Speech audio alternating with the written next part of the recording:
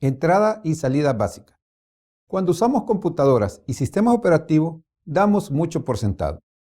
Escribimos comando en el teclado, los comandos se activan y recibimos comentario de la acción del comando a través de lo que se muestra en la pantalla. Pero en detalle, están pasando muchas cosas. Considero un par de tareas que parecerían relativamente simples. Escribir un comando en el teclado y luego obtener una respuesta en la pantalla. Estas son cosas que hacemos cada vez que interactuamos con un programa. La pregunta es, ¿cómo obtenemos información del teclado y escribimos información en la pantalla en nuestro programa de ensamblador? En el sentido más estricto, lo hace uno mismo. Pero esto implica una gran cantidad de conocimiento sobre los diversos componentes de hardware. Porque para escribir un mensaje en la pantalla, por ejemplo, tenemos que saber exactamente dónde se encuentra el hardware que controla la pantalla dentro de la memoria de la computadora y cómo escribir la información ahí. De igual forma, para leer la entrada desde el teclado, necesitamos comprender cómo se asigna el teclado y cómo leer esa matriz para identificar qué teclas se presionan. Objetivos. Escribir el código para mostrar datos en pantalla. Aprender las instrucciones para leer datos desde el teclado. Llamar funciones de la librería estándar de C desde ensamblador. La instrucción SWI le permite, como programador, obtener acceso a rutinas o bibliotecas predefinidas. SWI significa interrupción de software porque cuando se encuentra, hace que el flujo de su programa se detenga y se entregue a la rutina apropiada. Una vez que se ha complementado la instrucción SWI, el control se devuelve al programa de llamada. El comando SWI también se conoce a menudo como SVR o llamada de supervisor, ya que este es un modo de operación que sirve o invoca en el chip ARM cuando se llama. Probablemente recordará que cuando se presentó la estructura de un programa en ensamblador, se utilizó un comando SWI en el código del programa. Lo usamos para salir del código, equivalente a return 0, dentro de la función main del lenguaje C. Este uso tomó la forma de mod R7, numeral 1, SWI 0. Todas las llamadas SWI se ejecutan con SWI 0 o se puede usar SVR 0 en su lugar. La función real a realizar está determinada por el número contenido en el registro R7. El número 1 es para terminar el proceso actual. Esto se llama el número de llamada de sistema o syscall. Además, es posible que otros registros también tengan que ser llenados con información. Por lo que una llamada a SWI 0 a menudo requiere cierta configuración antes de ejecutarse. Por ejemplo, para escribir una cadena de caracteres en la pantalla se requieren otros 3 elementos de información específica para colocarse en ciertos registros.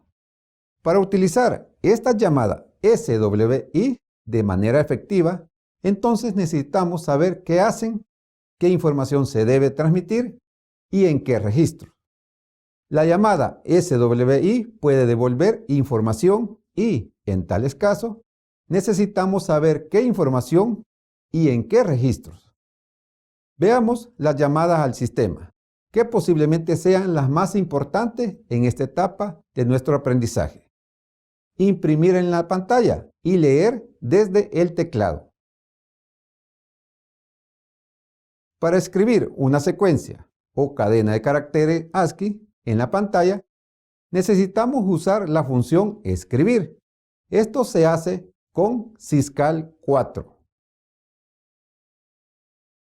Los parámetros requeridos por syscall 4 son los siguientes. En el registro R0 es el que determina el flujo de salida. Pondremos 1 para indicar que será el monitor. En R1 colocaremos la dirección de la cadena de caracteres. R2 tendrá la cantidad de caracteres que se escribirán. R7 será el número de Siscal, es decir, R7 igual 4. El ensamblador de GCC nos brinda la posibilidad de almacenar una cadena de caracteres ASCII dentro del cuerpo del programa. En la línea 3, la directiva .ASCII informa al ensamblador que a continuación encontrará una cadena de caracteres ASCII encerrada entre comillas dobles. También notará barra invertida N al final de la cadena. El carácter de barra diagonal inversa significa que el siguiente carácter es un carácter de control y como tal tiene una acción. Aquí, barra inversa N significa generar una nueva línea. En la línea 9, cuando se realiza Siscal 4, identifica el flujo de salida, el 1 pasado en R0. En la línea 10, define el monitor como el dispositivo de salida estándar. Luego, en la línea 11, extrae la longitud de la cadena R2 e imprime ese número de caracteres comenzando en la dirección contenida en R1, línea 12. El número de caracteres contenido en R2 incluye espacios y cualquier puntuación. La línea 12 se puede leer como cargue en R1 la dirección de la etiqueta MSJ.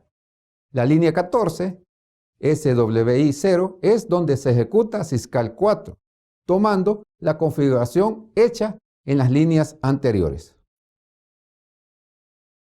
Al compilar, enlazar y ejecutar el programa, obtenemos la salida o la mundo mostrada en la diapositiva.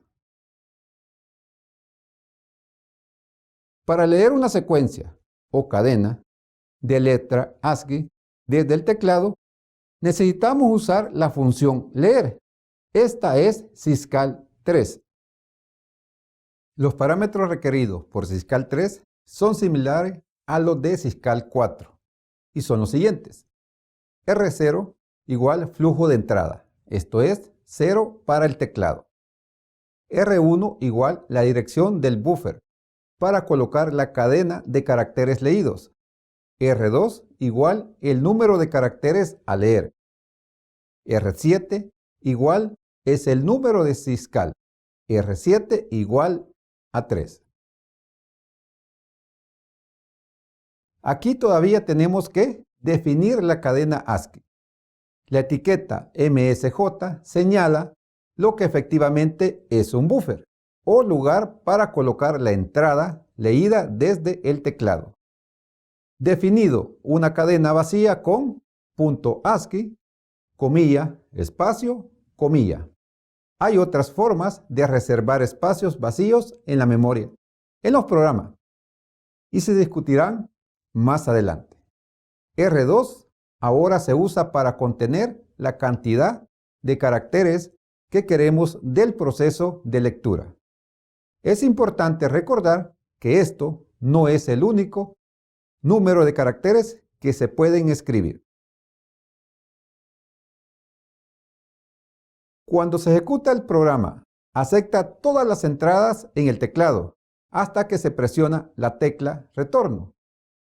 Solo en esa etapa extrae los primeros X caracteres definidos por el valor en R2. Por ejemplo, al escribir los dígitos del 1 al 9, solo se capturaría 1, 2, 3, 4, 5, los primeros 5 caracteres colocados en el buffer de cadena. El resto, 6, 7, 8, 9, se trataría como si hubiera ingresado un comando en la terminal. Por lo tanto, genera un mensaje de error. Cuando se utiliza el GNU Compiler Collection, el compilador de C invocará el enlazador para vincular el archivo con la biblioteca estándar de C, que proporciona funciones como printf o scanf. Veamos un ejemplo del uso de estas funciones. Vemos en la diapositiva un programa en C que despliega el mensaje Hola mundo, utilizando la función printf. Ahora veamos el código en ensamblador que utiliza la función printf. El compilador de C creará automáticamente una matriz constante de caracteres y lo inicializará para contener el mensaje. Luego cargará la dirección del primer carácter de la matriz en el registro R0, antes de llamar a printf. La función printf esperará ver una dirección en R0, que asumirá que es la dirección de la cadena de formato a imprimir. La llamada a la función se puede realizar de la siguiente manera: bl espacio printf. El siguiente código en el lenguaje C muestra el uso de la función scanf para leer desde el teclado un número entero. Ahora vemos su equivalente en ensamblador, utilizando la función scanf de la librería estándar de C. Para utilizarla, la cadena de formato se carga en R0 y el valor capturado se guardará en la dirección cargada en R1.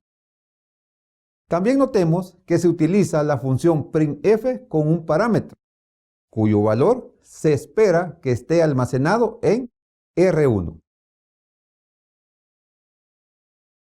Cambia tus pensamientos y cambiarás tu mundo. Hasta la próxima.